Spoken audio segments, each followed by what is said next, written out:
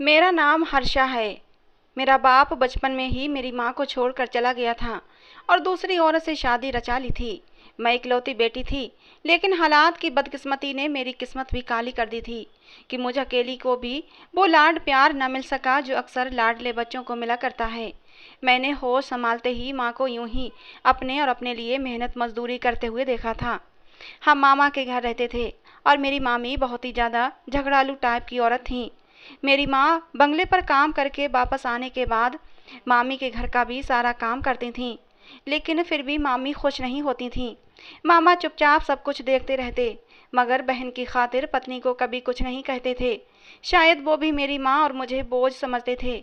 मैंने कई बार देखा था कि मेरी माँ अपनी पुरानी तस्वीरें देखते हुए हमेशा उदास हो जाती थीं और अपने बहन भाइयों को याद करके रोती थीं। मेरी माँ की एक और बहन थी, लेकिन वो मेरी माँ की सगी बहन नहीं थी। मेरी नानी ने उन्हें गोद लिया हुआ था और बिल्कुल सगी बेटी की तरह ही पाला था। उनकी शादी हो गई थी और अब वो दूसरे देश में रहती हैं। उनका नाम सीमा था। मेरी मामी कहती हैं कि उन्होंने भाग कर शादी की थी और अपने ऐसे माँ बाप का दिल दुखाया जिन्होंने उन्हें सहारा दिया और उन्हें सगी बेटी बनकर पाला। उन्हीं के मुंह पर कालख लगाकर चली गई, इसीलिए भगवान ने भी उसे सजा दी और उनकी पहली औलाद ही उन्हें किन्नर दे दी। मेरी मासी का बेटा किन्नर था और वो भी अपने माँ बाप के साथ देश से बाहर ही रहता था। मैं कभी कभी सोचती कि अगर वही बेटा उनका इस देश में पैदा हुआ होता तो क्या तब भी वो अपने माँ बाप के साथ ही रहता। मेरा जवाब सिर्फ नाम में होता था। फिर उसकी परवरिश माँ बाप नहीं बल्कि किसी गिरोह ने करनी थी। यही सब हालात देखते और सहते हुए मैं जवान हो गई थी। मैंने खूब कद काठी और रंग रूप निकाला था। मेरी खूबसूरती से हर कोई इम्प्रेस था। दूसरी तरफ मेरे मामा की बेटियां खूबसूरत नहीं थीं, इसलिए वो दोनों मुझे बहुत ज़्यादा जलती थीं। मामी का व्यवहार भी मेरे साथ अच्छा नहीं था। वो अक्सर मेरी माँ से कहती कि अपनी बेटी पर नज़र रखो, कहीं ये भी अपने बाप और अपनी मासी की तरह नक्शे कदम पर न चल पड़े। मुझे मामी की बातों पर दिल से अफसोस होता कि न जाने क्यों वो हम माँ बेटी के लिए इतनी नफरत दिल में पालती हैं, जबकि हम तो उनका बुरा भी नहीं सोचते। एक दिन मेरी सालगिरह पर मामी की दोनों बेटियां मुझसे कहने लगीं, आज हम तुम्हें घर से बाहर घुमाने फिराने ले जाएंगे, तुम बस अपनी माँ से अनुमति ले लो। लेकिन ये बात हमने भी अपनी माँ से छुपाई है और तुम भी अपनी माँ को मत बताना। मैं घूमने फिरने के शौक में उनकी बातों में आ गई और अपनी माँ से झूठ कहा कि मुझे ट्यूशन वाली मैडम से कुछ सवाल पूछने हैं। कल मेरा टेस्ट है और मुझे समझ नहीं आ रहा। माँ मुझे पढ़ा लिखा कर अफसर बनाना चाहती थीं। वो मेरी पढ़ाई को लेकर हमेशा से ही बहुत चिंतित रहती थीं, इसलिए फ़ौरन ही मान गईं। मैं घर से अकेली निकली और मेरे पीछे पीछे ही मेरी मामी की दोनों बेटियां भी आ गईं।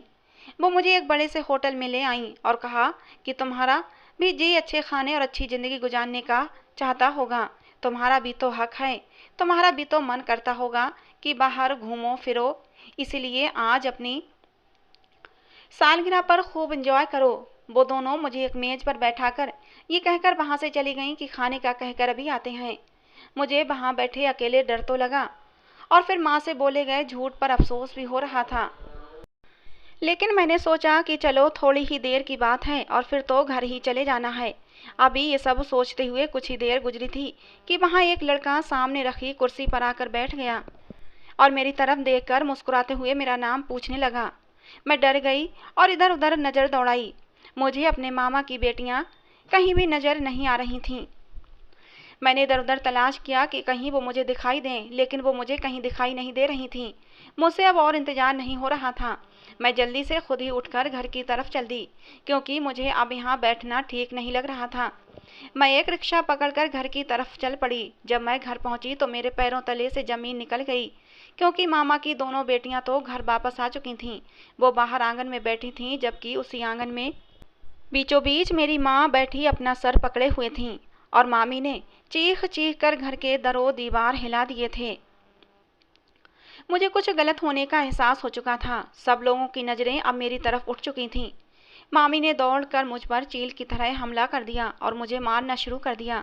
मैं ना समझी से बार बार पूछ रही थी कि आखिर मेरी गलती क्या है, मुझे बताए तो सही। इस सारे तमाशे में मेरी माँ खामोश बैठी मुझे पिटता हुआ देखती रही। मुझे अपनी माँ की बेहिसी पर बहुत सदमा पहुँचा कि वो अपनी बेटी को ऐसे कैसे किसी के हाथों रुस्वा होते देख सकती हैं और फिर आखिर मामा को ही मुझ पर दया आई और उन्होंने मुझे मामी के चुंगल से आज़ादी दिलवाई और मुझसे पूछा कि तुम अकेली कहाँ गई थीं। तो मैंने झट बोल दिया कि मामा मैं तो आपकी बेटियों के साथ ही घूमने गई थी, जिस पर दोनों साफ मुकर गईं। तो मैंने कहा कि मैं क्यों इल्ज़ाम लगाऊंगी जबकि हम तीनों साथ में गए थे। तो फिर मेरे मामा की बेटी ने आगे बढ़कर अपना फ़ोन निकाल कर सबके सामने रख दिया। उसके मोबाइल पर नज़र पड़ते ही मेरा तो खून सूख गया था, मैं थर थर काँपने लगी थी। वहाँ तो उसी लड़के के साथ मेरी तस्वीर मौजूद थी जो होटल में मेरे पास आकर बैठा था। मेरी कजिन्स ने सबको बताया कि हमारा कोचिंग सेंटर इसी होटल के पास है और वापसी पर ये सब हमने खुद अपनी आंखों से देखा। अब तो मामी ने हम माँ बेटी पर जुल्म के पहाड़ ही तोड़ डाले और मामा भी एक शब्द नहीं बोले। मैंने सबको रो रो कर सच्चाई बताने की कोशिश की, लेकिन किसी ने भी मेरी एक न सुनी, बल्कि मामी ने तो हमें घर से निकल जाने का ही हुक्म दे दिया। कब से खामोश बैठी माँ ने अब होंठ हिलाए थे और बस इतना कहा कि चलो मेरे साथ, अब इस घर में हमारा दाना पानी खत्म हो गया है। मैंने माँ के पांव पकड़ लिए और कहा कि ये सब मेरी वजह से हुआ है, मुझे किसी अनाथ आश्रम में छोड़ आए, खुद को इस उम्र में यूं दर दर की ठोकरें खाने पर मजबूर न करें। मगर मेरी माँ ने मेरी एक न सुनी और हम मामा का घर छोड़ आए। अब माँ मुझे अपने साथ लेकर ट्रेन में बैठ गईं। हम न जाने कहाँ जा रहे थे, कोई नामालूम मंजिल ही थी जिसके बारे में मुझे नहीं पता था। 2 दिन का सफ़र तय करके हम लोग ट्रेन से उतर गए और टैक्सी में बैठकर काफ़ी महंगे और खूबसूरत इलाके में आ गए। इन 2 दिनों में माँ ने मुझसे कोई भी बात नहीं की थी, बस पूरा सफ़र चुपचाप ही रही थी। मुझे अफसोस था कि मेरी माँ को भी मुझ पर विश्वास नहीं था। टैक्सी एक बड़े से गेट पर आकर रुक गई। इतना बड़ा और खूबसूरत घर देखकर मेरी तो आंखें फटी की फटी रह गईं। माँ ने बेल बजाई तो घर के अंदर दरवाजे के साथ बैठे चौकीदार ने दरवाज़ा खोला और हम माँ बेटी घर के अंदर चले गए। घर अंदर से और भी ज़्यादा खूबसूरत था। नौकर हमें अंदर पहुंचाकर खुद लौट गया और हम आराम से सोफे पर बैठ गए। कुछ देर के बाद एक औरत उसी कमरे में आई थी। उन्होंने बहुत ही महंगी साड़ी पहन रखी थी। माँ जो इतने दिन से चुप का लबादा ओढ़े बैठी थीं, फौरन उस औरत से हंसकर मिली थीं और दोनों आपस में यूं मिली जैसे कितनी गहरी रिश्तेदारी हो। माँ ने मेरी तरफ इशारा करके कहा, ये मेरी बेटी है। वो औरत जल्दी से मेरे पास आई और मुझे एकदम गले से लगा लिया। माँ ने मुझे बताया कि ये तुम्हारी मासी हैं और ये अब अपने देश इंडिया वापस आ गई हैं। मुझे ये जानकर बहुत ही हैरानी हुई और साथ में सोचने भी लगी कि माँ को मासी के बारे में कैसे पता चला। क्या दोनों बहनें पहले से ही एक दूसरे के संपर्क में थीं? अब मैं भी कुछ नॉर्मल हो चुकी थी और अपनी मासी से खुशी से मिली और बातें की। मुझे मासी के बेटे को देखने की बहुत ही इच्छा थी, जिसे सब किन्नर कहते थे, लेकिन वो कहीं भी घर में नजर नहीं आया। कुछ देर बाद हमने जिंदगी का सबसे टेस्टी खाना खाया था। मासी ने हम माँ बेटी को हमारा कमरा दिखाया जहाँ हम आराम करने वाले थे। मैं तो नरम गुदगुदा बिस्तर देखते ही सब कुछ भूल गई थी और उस पर लेटते ही चैन की नींद सो गई। मगर उसी रात आधी रात को माँ ने मुझे जगा दिया और कुछ ऐसा कहा कि मेरी आंखें फटी की फटी रह गईं। माँ ने मुझसे कहा कि वो जल्दी ही मेरी शादी मासी के बेटे से करना चाहती हैं। माँ ने मुझसे कहा, तुमने मेरा विश्वास तोड़ दिया है। मैंने माँ से कहा कि मैंने आपका विश्वास नहीं तोड़ा, बल्कि आपने मेरा विश्वास नहीं किया। कम से कम अपनी बेटी पर तो विश्वास करती। मैं आपको चीख चीख कर विश्वास दिलाती रही कि मामा की बेटियां झूठ बोल रही हैं। वो मुझे खुद अपने साथ ले गई थीं और उस लड़के से भी मेरा कोई लेना देना नहीं था। उन दोनों ने मुझे टेबल पर बिठाकर घर आ गई थीं और वो लड़का कुछ ही देर के लिए मेरे पास आकर बैठा था। मैं अपनी माँ को विश्वास दिला रही थी, लेकिन मेरी माँ मेरी एक नहीं सुन रही थी। मुझे भी गुस्सा आ गया और मैंने भी कह दिया कि आपने भी तो झूठ का सहारा लिया है, झूठ बोला है सबसे। आप चोरी छुपे मासी से मिलती रही हैं। मेरा इतना कहना था कि मेरी माँ का हाथ मुझ पर उठ गया। मुझे ऐसा लग रहा था ये मेरी माँ है ही नहीं जिन्हें मैं जानती हूँ। ऐसा लग रहा था कि जैसे ये किसी और के ही कंट्रोल में चल रही हैं। फिर कहा कि आपने मेरी शादी करनी है तो कर दें, मगर मुझ पर इस तरह तो इल्ज़ाम मत लगाएं। अपने भाई और उसकी झूठी मकार बेटियों की बातों में आकर मुझ पर कीचड़ मत उछालें।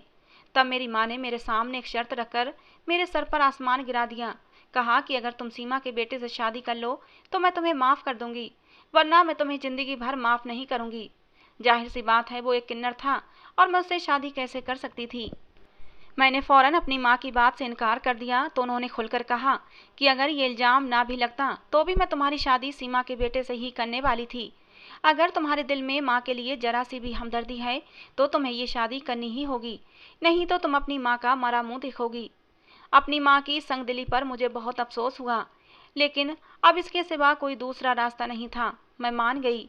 अगले दिन माँ ने सीमा मासी को भी कह दिया कि वो शादी के लिए मान गई है। मासी भी खुश हो गई और मेरे सदके बारी जाने लगीं, लेकिन मुझे कहीं ना कहीं ऐसा लग रहा था जैसे मासी इस शादी से खुश नहीं है। लेकिन खुश तो मैं भी नहीं थी और मुझे दिल से वहीं बैठी रही। कुछ देर बाद माँ और मासी उठकर अंदर की तरफ चली गईं, जबकि मैं वहीं बैठी हुई थी। लेकिन मैं भी ज़्यादा देर वहाँ नहीं रही और उठकर उन्हें ढूंढने लगी। मुझे कुछ तो गड़बड़ लग रही थी। इतने बड़े घर में उन्हें ढूंढना मुश्किल था, मगर ढूंढते हुए मुझे एक कमरे से खटपट की आवाज़ें आ ही गईं। मैंने दरवाजे से हल्का सा झाँक कर देखा तो मेरी मासी से नोटों से भरी गड्डियाँ ले रही थीं, जिन्हें लेकर मेरी माँ का चेहरा खुशी से तमतमा रहा था। अब मुझे समझ आया, तो मासी ने मेरी माँ को पैसों का लालच देकर अपने किन्नर बेटे के लिए मेरा सौदा कर लिया था और मेरी शादी करवा रही थीं। मगर अफसोस तो मुझे अपनी सगी माँ पर था, जिसने मेरे साथ इतना बड़ा धोखा किया था। मैं वहीं से चुपचाप लौट आई। जब माँ मेरे पास आई तो मैंने भी मुंह मोड़ लिया। मैंने कहा कि आपका लालच मैं देख चुकी हूँ, आप मेरा सौदा कर चुकी हैं। तब मेरी माँ ने अपने दुखड़े सुनाने शुरू कर दिए। कहने लगी, सीमा बहुत अमीर है और हमारे पास क्या है। इन पैसों से मैं घर खरीदूंगी, जो हम दोनों का एक मजबूत ठिकाना होगा, और फिर तुम भी शादी करके अपने पति को अपनी मुट्ठी में कर लेना। ये सारा सब कुछ अपने नाम करवा लेना। बाद में जहाँ चाहो पसंद से शादी कर लेना। मुझे माँ की बातें सुनकर बहुत अफसोस हुआ। मैंने साफ साफ कहा कि ये तो धोखा है जो आप कर सकती हैं, लेकिन मैं नहीं। तो मेरी माँ ने भी जवाब दिया कि इस दुनिया ने भी हमारे साथ धोखा ही किया है, बदले में हम भी उन्हें वही वापस दे रहे हैं। पहले सीमा मेरे मंगेतर के साथ भाग गई थी और उससे शादी कर ली। मेरे माँ बाप ने सीमा को सगी बेटी की तरह पाला था और उसने मेरे ही हक पर डाका डाल दिया और मेरे मंगेतर से शादी कर ली। मेरे माँ बाप इस सदमे से टूट गए थे। मेरी माँ तो उस समय बिस्तर से जा लगी और भगवान को प्यारी हो गई। आज सीमा के पास जो कुछ है वो सब मेरा होने वाला था। बाद में तुम्हारे बाप ने भी यही किया। एक भाई का सहारा था, उसने भी कभी हमारा साथ नहीं दिया। अब जिंदगी हमें एक सुनहरा मौका दे रही है तो उसे भी पाप और पुण्य के चक्कर में गवा बैठे। मैंने माँ से कहा, मैं जानती हूँ इन सब लोगों ने गलत किया है, लेकिन आप जो कर रही हैं उसके बाद उनमें और हम में क्या अंतर रह जाएगा। लेकिन मेरी माँ मेरी कोई भी बात सुनने को तैयार नहीं थी। उस रात माँ मुझे वहीं अकेला छोड़कर चली गईं। सुबह उठने पर सीमा मासी का व्यवहार भी बदल चुका था, क्योंकि उन्होंने मेरी कीमत चुका दी थी। अब मैं एक तरह से उनकी गुलाम थी। सीमा मासी ने मुझसे कहा कि वो आज ही मेरी शादी अपने बेटे से करवाएंगी। इस शादी के लिए मैं बिल्कुल भी दिल से राजी नहीं थी, मगर मेरी माँ के लालच ने मुझे चुप रहने पर मजबूर कर दिया था। और फिर उसी दिन बहुत ही सादगी से मेरी शादी साहिल से हो गई। बहुत ही सादगी से शादी हुई थी, कोई भी मेहमान शामिल नहीं हुआ था और पता नहीं मेरी माँ भी कहाँ चली गई थी। माँ के लालच पर मुझे दिल से बहुत दुख था। रात होते ही मुझे मेरे पति के कमरे में पहुंचा दिया गया, जहां मैं पहले कभी नहीं आई थी। मगर अब तो इसी कमरे में न जाने कब तक घुट घुट कर जिंदगी गुजारनी पड़ेगी। मुझे अपनी मासी की चालाकी पर गुस्सा आया। कैसे उसने पहले मेरी माँ के हक पर डाका डाला और अब उन्होंने अपने किन्नर बेटे के लिए मेरा सौदा कर लिया। मैंने अपने पति को अब तक नहीं देखा था। पता नहीं सीमा मासी ने मुझे अपने बेटे को देखने को नहीं दिया था। फेरों के समय भी मेरे पति के चेहरे पर सहरा पड़ा हुआ था। मैं चुपचाप बैठी हुई अपने पति का इंतजार कर रही थी और तभी मेरी निगाह अचानक कमरे के दरवाजे की तरफ उठी।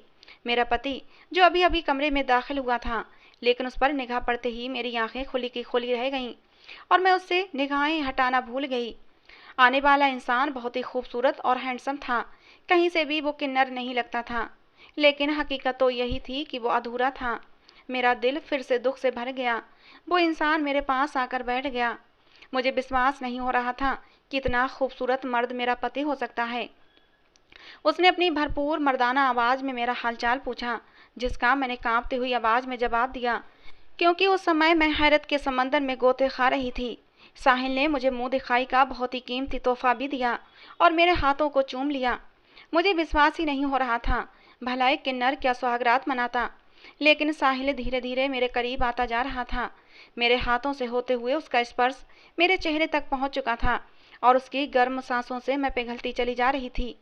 पूरी रात साहिल मेरे ऊपर ऐसे ही प्यार की बारिशें करता रहा।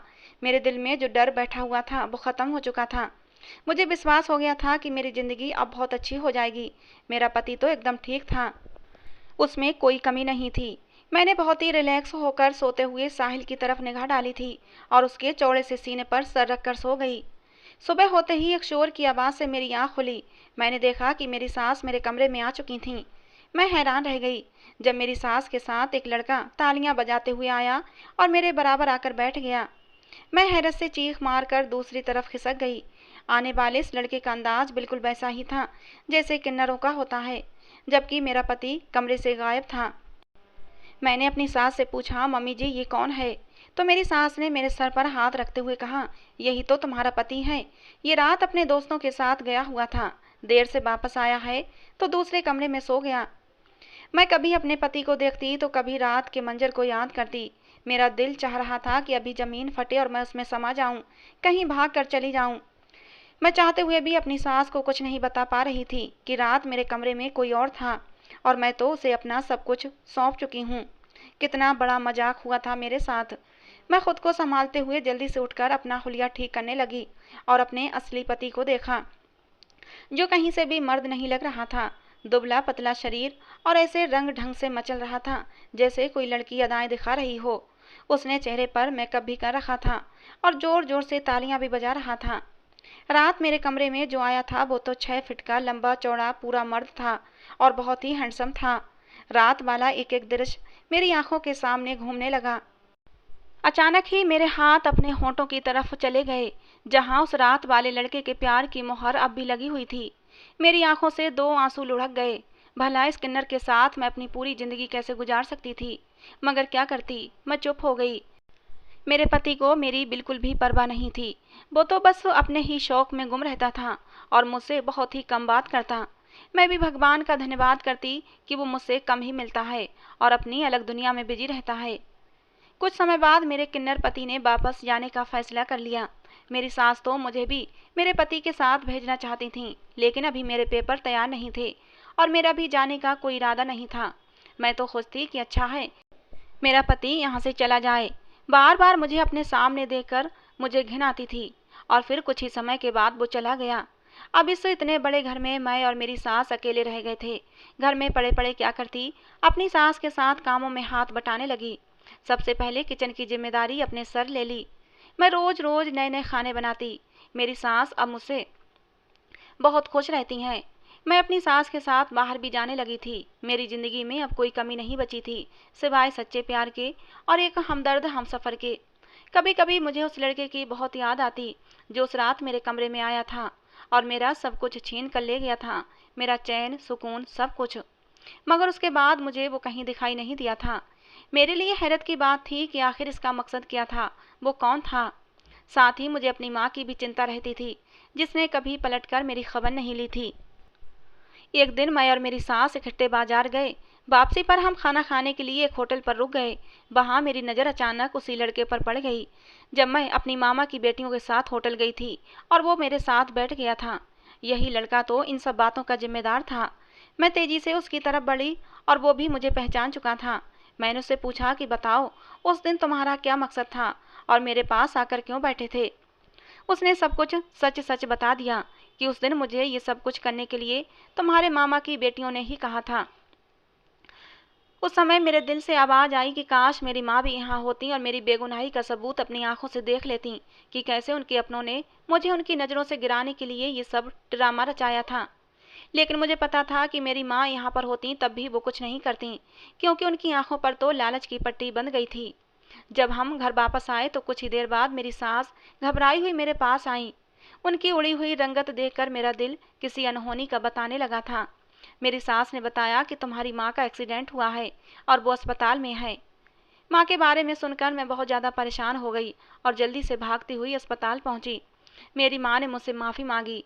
मैंने भी उन्हें माफ़ कर दिया। मैंने कहा कि मैं आप जैसी नहीं हूँ, मैं आपका साथ नहीं छोड़ूंगी।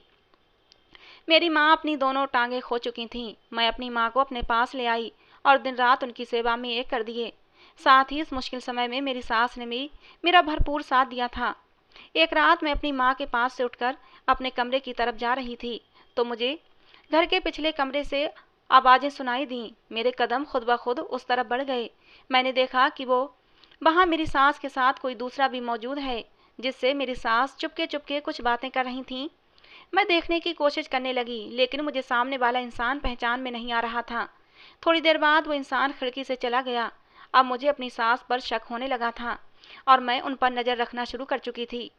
मुझे लग रहा था कि जैसे मेरे साथ कोई नया खेल खेला जा रहा है। अगले दिन मैंने अपनी सास पर पूरी नज़र रखी हुई थी और फिर उसी जगह पर आधी रात को अपनी सास को जाते हुए देखा, तो मैं भी पीछे पीछे चली गई और उस कमरे में मेरी सास किसी इंसान के साथ खड़ी बातें कर रही थीं और उस इंसान पर नज़र पड़ते ही मेरी आंखें फटी की फटी रह गईं। वो कोई और नहीं बल्कि वो तो वही लड़का था जो शादी की पहली रात मेरे कमरे में आया था। तो इसका मतलब मेरी सास इस लड़के को पहले से जानती थीं और मेरे साथ धोखा कर रही थीं। हालांकि मैंने उन्हें अपनी माँ जैसा प्यार दिया था, उनकी दिन रात सेवा की थी। अगले दिन अपनी माँ को मैंने सब कुछ बता दिया। मेरी माँ को इस सारे मामले के बारे में कुछ नहीं पता था। मैंने अपनी माँ को कहा कि तुम्हारे लालच ने हमें इन हालातों में लाकर फेंक दिया है, मेरी ज़िंदगी बर्बाद हो गई है। जरूर मेरी सास का इरादा होगा कि उनका किन्नर बेटा तो औलाद पैदा कर नहीं सकता, तो उन्होंने शादी की पहली रात मेरे कमरे में किसी और को भेज दिया ताकि उन्हें उनके ख़ानदान का चश्मो चिराग मिल सके। मेरी आंखों से आंसू बह रहे थे, मगर अब मैं चुप नहीं बैठने वाली थी। मेरी माँ ने मुझे आवाज़ देकर मुझे कुछ बताना चाहा, लेकिन मैं निकल आई। अब मैं यह हकीकत सबके सामने लेकर आऊँगी। अगले दिन मैं इस कमरे में जाकर बैठ गई जिस कमरे में वो लड़का और मेरी सास मिला करते थे। अभी मुझे बैठे कुछ देर ही हुई थी कि दरवाज़ा खोलकर वही लड़का अंदर आया। मुझ पर नज़र पड़ते ही एक पल के लिए तो वो सन्नाटे में रह गया। मैंने उस लड़के से कहा कि तुम कौन हो और इस घर से तुम्हारा क्या रिश्ता है। पहले तो वो मुझे देखकर कुछ घबरा गया था, लेकिन अब उसके चेहरे पर एक मुस्कुराहट आ गई थी। वो धीरे धीरे कदम उठाता हुआ मेरी तरफ बढ़ रहा था और मेरे पास आते ही उसने मुझे बाहों में भर लिया। मैंने उसे धक्का दिया। मैंने कहा, उस रात तो तुमने धोखे से मेरा फ़ायदा उठाया था, लेकिन आज तुम ऐसा कुछ भी नहीं करोगे। अगर तुमने मुझे हाथ लगाने की कोशिश की तो मैं तुम्हारी जान। अभी शब्द मेरे मुंह में ही थे कि उसने मेरे होठों पर अपने होंठ रख दिए। फिर कहा, बस खामोश हो जाओ। जान तो मेरी तुम हो, क्योंकि बहुत मोहब्बत करता हूँ तुमसे। तुम्हारे बिना रहने के बारे में सोच भी नहीं सकता। मैं भी उसकी बाहों में आकर मदहोश होने लगी थी, लेकिन अगले ही पल मैंने खुद को संभाल लिया। वो मेरा पति नहीं था, कोई गैर मर्द था। फिर भला मैं उसके बारे में ये सब कुछ कैसे सोच सकती थी। मैंने उसे धक्का दिया और अपने आप से दूर कर दिया।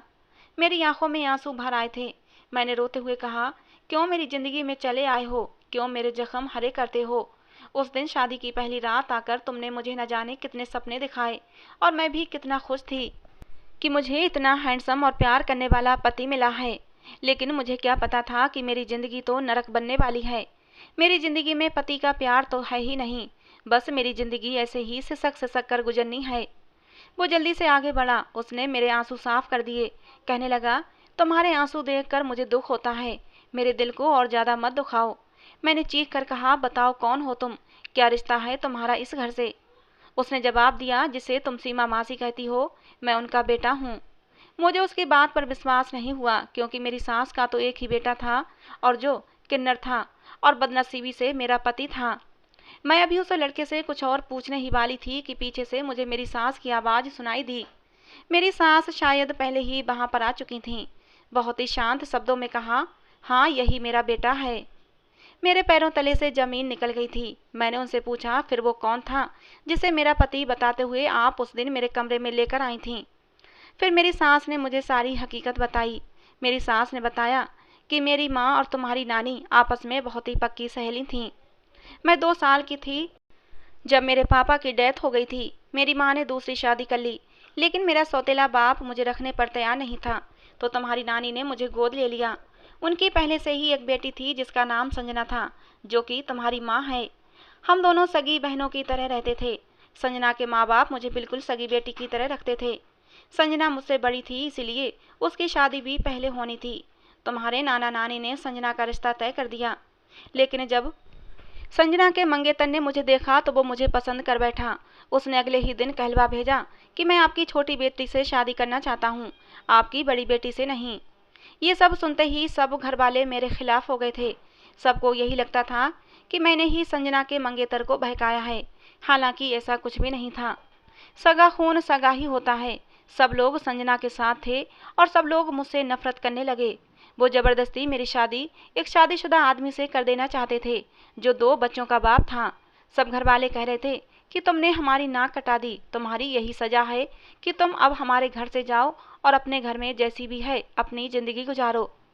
लेकिन मैं रोहित के बिना नहीं रह सकती थी। मैं और रोहित आपस में प्यार करने लगे थे।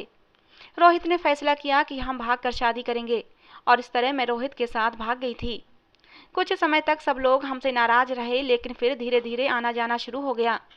जब मेरा पहला बच्चा हुआ तो उस समय संजना मेरे घर रहने के लिए आई हुई थी, लेकिन उसने सबसे खानदान में ये मशहूर कर दिया कि मैंने एक किन्नर बच्चे को जन्म दिया है। हर कोई यही समझता था कि मेरा बेटा किन्नर है। अब मैं किस किस को विश्वास दिलाती कि मेरा बेटा एकदम ठीक है। और फिर मैं और रोहित तंग आ गए थे लोगों की बातें सुन सुनकर। फिर मैंने और रोहित ने ये देश ही छोड़ दिया। मैं फिर भी अपना दिल बड़ा करे रखी और तुम्हारी माँ से बातचीत करती रहती थी, जबकि तुम्हारी माँ तो बदले की आग में जल रही थी। सिर्फ तुम्हारी माँ को ये सच्चाई पता थी कि मेरा बेटा एकदम ठीक है। इसीलिए तो तुम्हारी माँ ने तुम्हारा रिश्ता मेरे बेटे से तय कर दिया, लेकिन इसके बदले उसने मुझसे 50 लाख की मोटी रकम मांगी थी। मैं भी मजबूर थी, क्योंकि मेरा बेटा तुम्हें देखते ही तुमसे मोहब्बत कर बैठा था। उसने जिद लगा रखी थी कि मैं शादी करूंगा तो हर्षा से ही करूंगा। मैं बहुत ज़्यादा परेशान रहने लगी थी। और फिर जब तुम्हारी माँ ने मेरे सामने सौदे की बात रखी तो फिर मैं मान गई थी, लेकिन मेरा मन इस शादी को करने का बिल्कुल भी नहीं था। जब माँ इतनी लालची है तो बेटी भी लालची होगी। मैं साहिल को समझाने लगी कि पहले हर्षा को आजमाओ, वो कैसे नेचर की लड़की है। जिसे मैंने तुम्हारा पति बताया था वो साहिल का एक जानने वाला था। मैंने उसे तुम्हारा पति बनाकर तुम्हारे सामने खड़ा कर दिया। शादी की पहली रात मेरे मना करने के बावजूद साहिल तुम्हारे कमरे में चला गया था, क्योंकि वो तुम्हारे लिए बहुत बेकरार था। मैंने शर्त पर शादी की पहली रात उसे तुम्हारे पास जाने दिया कि उसके बाद तुम कभी हर्षा के सामने नहीं जाओगे, जब तक कि वो अपनी आजमाइश पर खरी नहीं उतरती। मैं देखना चाहती थी कि कहीं तुम भी तो अपनी माँ की तरह चालबाज और लालची नहीं हो। लेकिन तुम बहुत अच्छी हो, तुमने मेरा भी बहुत ध्यान रखा और कभी तुम्हारे मन में कोई लालच नहीं देखा। तुम अपने इम्तिहान में पास हो गई हो। मैं उन लोगों की बातें सुन रही थी, साथ ही साथ मेरी आंखों से आंसू भी बह रहे थे। मुझे अपनी किस्मत पर विश्वास नहीं हो रहा था कि मेरी किस्मत इतनी भी अच्छी हो सकती है। मेरे पति और मेरी सास ने मुझसे माफ़ी मांग ली थी। मैंने अपने पति और अपनी सास को माफ़ कर दिया था। मेरी सास मुझे और साहिल को कमरे में अकेला छोड़कर बाहर चली गईं। साहिल ने बेकरारी से मुझे बाहों में भर लिया और इस बार मैंने भी उसकी बाहों से निकलने की बिल्कुल कोशिश नहीं की। अब मैं अपने पति साहिल के साथ ही रहती हूँ। दुनिया हमारी जोड़ी को सराहती है। कुछ समय के बाद मेरी माँ दुनिया से चली गई थी। मुझे खुशी इस बात की है कि जाते जाते उन्हें अपनी गलती को सुधारने और अपने पाप की माफ़ी मांगने का मौका इस दुनिया में मिल गया था। उन्होंने मेरी सास से माफ़ी मांग ली थी और मेरी सास ने भी उन्हें खुले दिल से माफ़ कर दिया था। तो दोस्तों, ये थी आज की हमारी कहानी। आपको कैसी लगी कमेंट बॉक्स में ज़रूर बताना। पसंद आई हो तो प्लीज़ लाइक करना, एक प्यारा सा कमेंट ज़रूर करना। कहानी को अंत तक सुनने के लिए आप लोगों का बहुत बहुत धन्यवाद दोस्तों। मिलते हैं अगली किसी नई कहानी के साथ।